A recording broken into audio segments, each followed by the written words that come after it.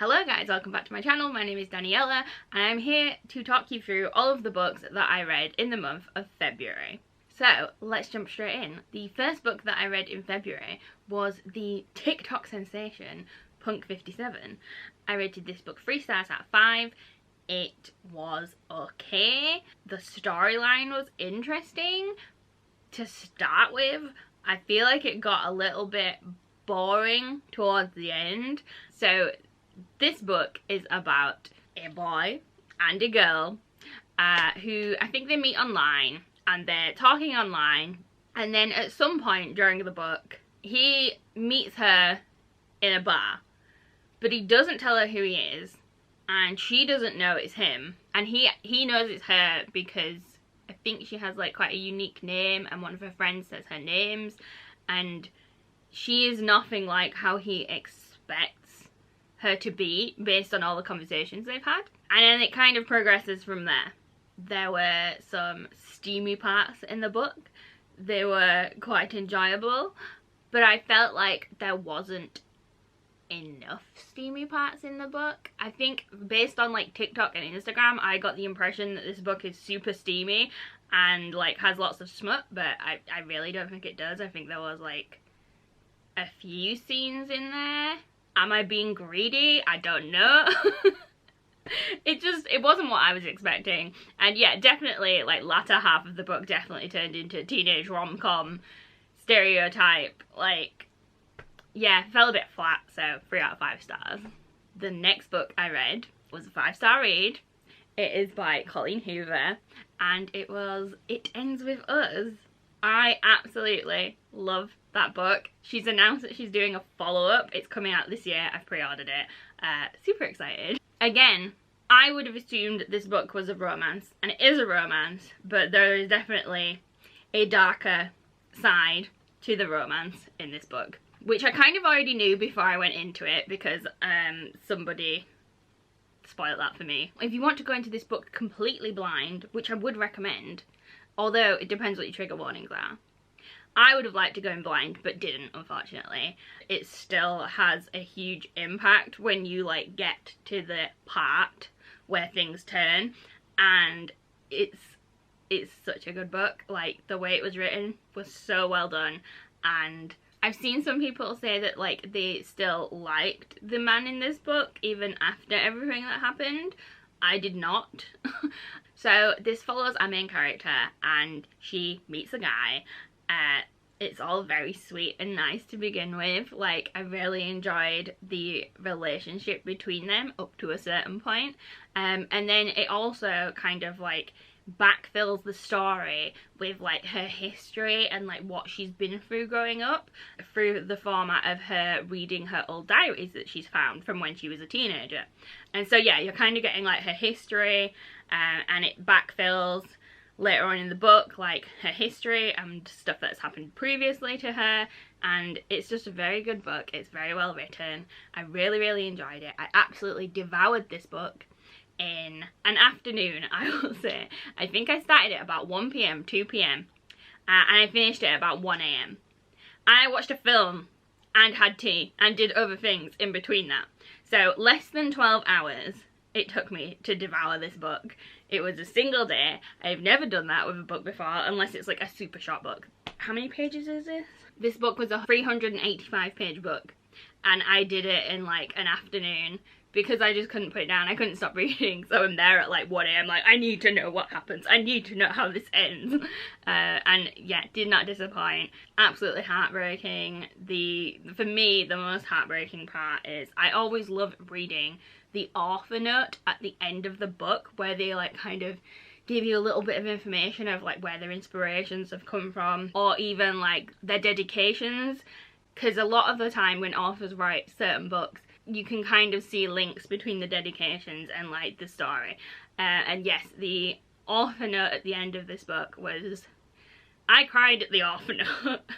So I cried during the book, and I cried the worst during reading the author note. I think you will probably cry reading this book, but I 100% recommend it. So far I've read 2 Colleen Hoover books. I think I have like 3 or 4 more that I own now that I will be reading, and I've absolutely loved both of them, and I've flown through both of them. She is an amazing writer. I love her books. I can't wait to read more Colleen Hoover. Definitely recommend this. Maybe check your trigger warnings before you jump into it if you're a little bit nervous about triggers, but definitely 100% 5-star read, amazing, absolutely loved it. Next up, I read the first book in the Zodiac Academy series, which is called The Awakening. I've seen a lot of people hyped up about this series, and I gave the first book 3 stars. It was just okay for me. There were like a couple of scenes in there that were like a little bit steamy, and they were okay to read. People refer to it as a bully romance. I don't really think it was a bully romance at this point in the story anyway. It was more just bullying. It's just bullying. It's just flat out bullying. Like, everything that happened was just bullying.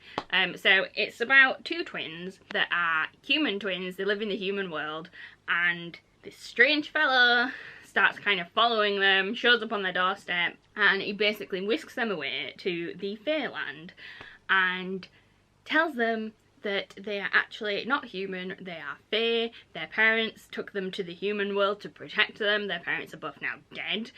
They were adopted, they were in like the care system in the human world, and they're actually the heirs of what were royalty and who ruled the Fairyland before their death. So they are the heirs to the Fairylands. They have to join this magical school called the Zodiac Academy, and they have magical powers. They're still trying to figure out what their powers are. I think their powers are based on star signs. There's like different powers per star sign or something. I can't really remember. But yeah, it's all linked to like star signs and whatever. And there are these male students that, because there were no heirs available, they have been training to like become the new royalty. And so they're not happy that these girls have been brought here. They're not happy that they've come back because they want to be in charge. So basically they are not very nice to the newcomers. I think I will continue on to book 2 because I am intrigued by the book. It wasn't a bad book. There was enough plot there to make me want to carry on with it, and I've heard that it gets much better as you continue. So yeah, 3 out of 5 stars. Probably I'm going to continue this series. If you have read it, let me know what you think in the comments. I'd love to know. Next up, I read Corrupt by Penelope Douglas. This is the first book in the Devil's Night series. Again, this is intended to be a smutty book, and it definitely was. Again, there's kind of that like bully romance thing kind of going on with this book. It had a good plot and I enjoyed it. I rated it 4 stars out of 5. Again, there is a lot of tension. There is a lot of tension in the book. There is a threat level, it keeps you on your toes. There is a plot. I liked the plot. Would I continue on with the series? I think I might. I did enjoy it. So if you are looking for a dark romance that has a lot of tension and a bit of a mystery in there, a lot of moments where you're kind of like, oh, what's gonna happen, like, then I recommend this book for you. This book does have explicit smut, so if you are not into that, probably don't read this book, but I enjoyed it and I gave it 4 stars. Next up, I actually read a book from one of the book boxes that I'm subscribed to. I read Year of the Reaper by Macchia Lucia. I gave this book 2 stars.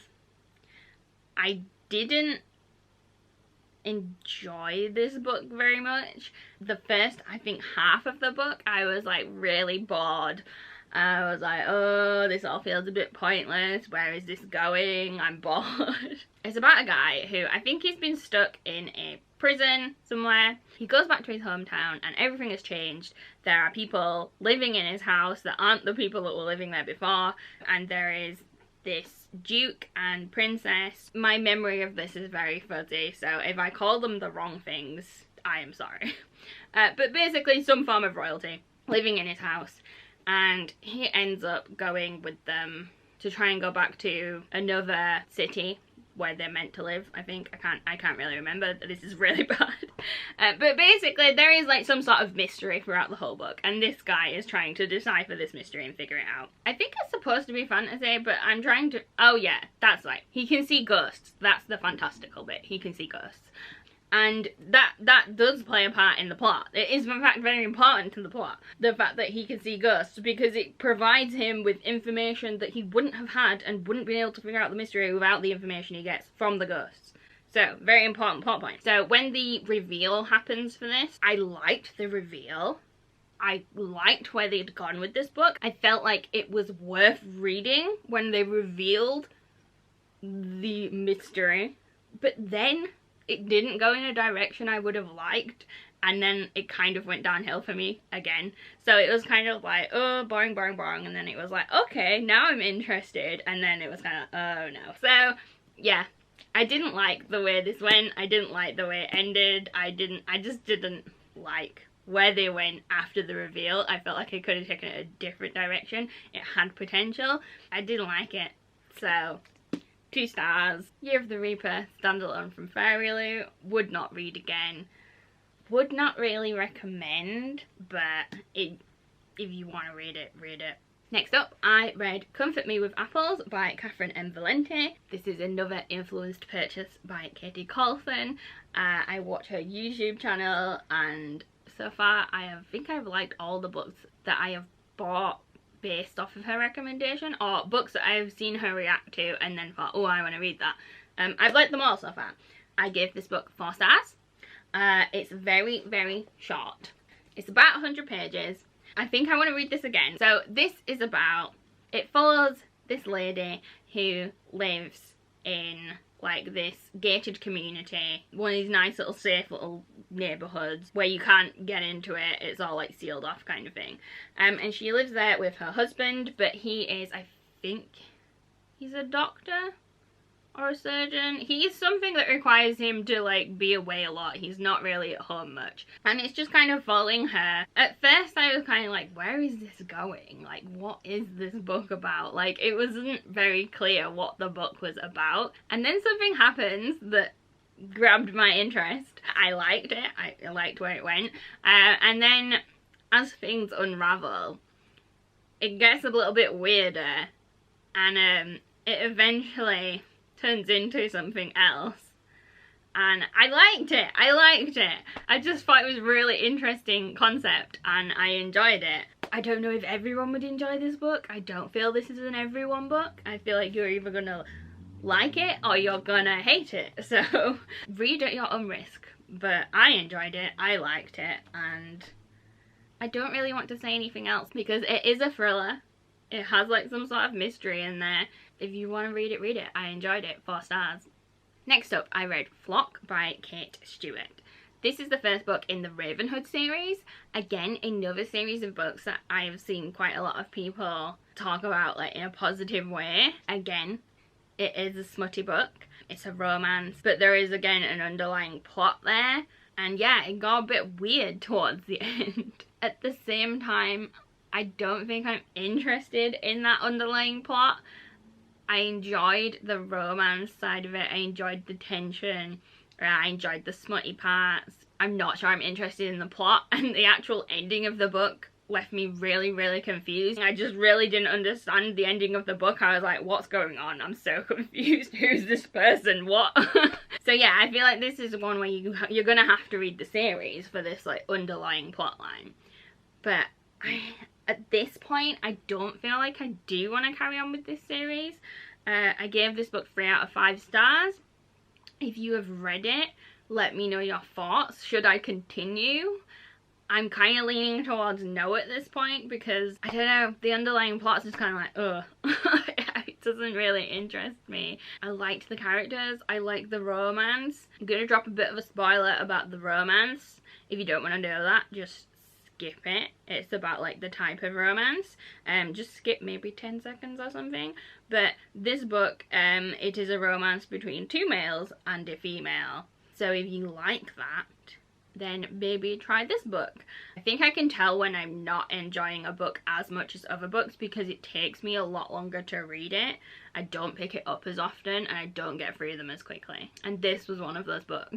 And the last book that I read in February was Sky in the Deep by Adrienne Young. I think this is YA, but they don't feel like young characters, like they're quite mature. I enjoyed this, I really enjoyed this. I think I thought this was fantasy, but I don't actually think it is fantasy. It's basically a Viking book, and I like Vikings, so I really enjoyed this. There are a couple of Viking clans in this book, and there are two particular Viking clans. They both serve a different god. And their history is that these gods don't like each other and went to war. And then basically the people of those gods go to war. I think it's every year. They like meet on the battlefield and basically have it out on behalf of their gods. And our main character, for reasons that I will not disclose, she ends up being taken as a prisoner by this other clan. And ends up spending some time with this other clan. I don't want to give too much away because I don't want to ruin the plot for you, because there are like reveals that happen, and I just really enjoyed it. The start of the book literally opens up with a battle scene, and she's with her best mate. They're like battle buddies. It's not called battle buddies, that's just what I've called it. Which sounds really funny, but yeah, they partner up on the battlefield and watch each other's back kind of thing. So it basically starts with these two strong Viking women in the middle of battle, and I really enjoyed it. It grabbed me straight away. I was like, yes, this is what I want. I want badass Viking women fighting it out. And yeah, I just really enjoyed this book. I enjoyed the direction it went. I enjoyed the overall plot line. I also have The Girl the Sea Gave Back, which I thought was a follow-on from this, and it's in the same universe, but it doesn't follow the same characters. So I was going to pick this up immediately because I enjoyed this one this much, but I then read the back and realised it's not following the same characters, and I was kind of disappointed. I was like, damn, I wanted more. I would recommend this if you like Vikings, if you like badass women. Sky in the Deep was 4 out of 5 stars for me. Really enjoyed it. Highly recommend it. I really hope you enjoyed this video, guys. Let me know what you've been reading in the comments down below. And if you enjoyed the video, as always, please give it a thumbs up and subscribe to the channel if you haven't already. And I will see you next time.